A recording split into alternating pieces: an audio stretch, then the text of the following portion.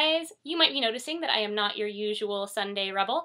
I am filling in for Danny today. I am Victoria Schwab, the author of The Near Witch and the upcoming The Archive. I used to be a YARebel. I was Wednesday, and so I'll be filling in. Today I want to talk about the top 5, for me, YA wordsmiths. I have 5 books I want to talk about today, and they all function in a different way, but they all just show such prowess when it comes to words. I picked each one for a different reason. I'm going to try and go through them fairly quickly.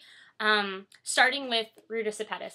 This is her next book, Out of the Easy, comes out in February, which I've already gotten to read. It is amazing. If you have not read Ruta's first book, Between Shades of Grey, get thee to a bookstore. Ruta is masterful. She writes historical fiction. It's historical 1950 New Orleans, and her first book was set in Lithuania. The things that she can convey in the fewest words. That's why I would if I had to give her her YA wordsmith superlative, it would be that. She is brilliant when it comes to setting up a scene in a matter of lines.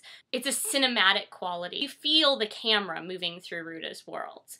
So not only is she incredible, obviously, at the emotional threads, but I just have such respect for the way that she creates her setting. The next one I want to talk about is Leigh Bardugo, Shadow and Bone.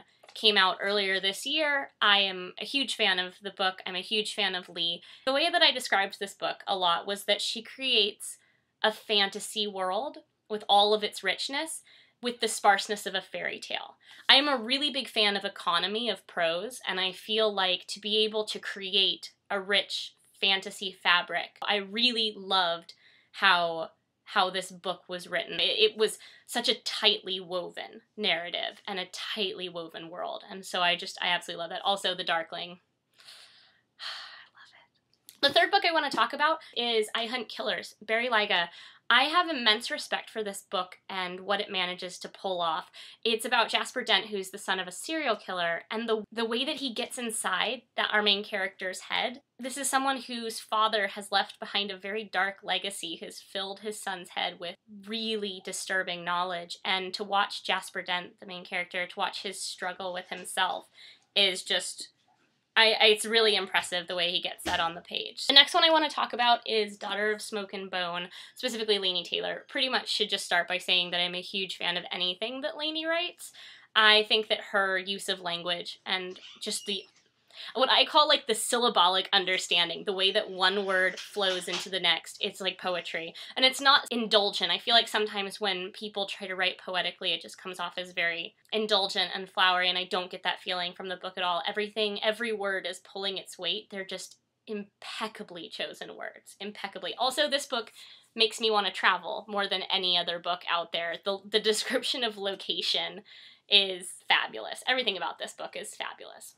And the last book that I want to talk about, the last author that I want to talk about for YA wordsmiths is John Green, specifically The Fault in Our Stars, but really the entire John Green canon, I suppose, would fall into this. You know, there are some authors we consider wordsmiths and masters because of the world that they're able to create. For me, it's the way that John Green gets to the truth of character, the way that he gets to these kind of the universal truths of love and loss and happiness and friendship, and the way he's able to distill that on the page is, to me, mind-blowing. Absolutely mind-blowing. So that's why he earns a slot on my YA wordsmith list.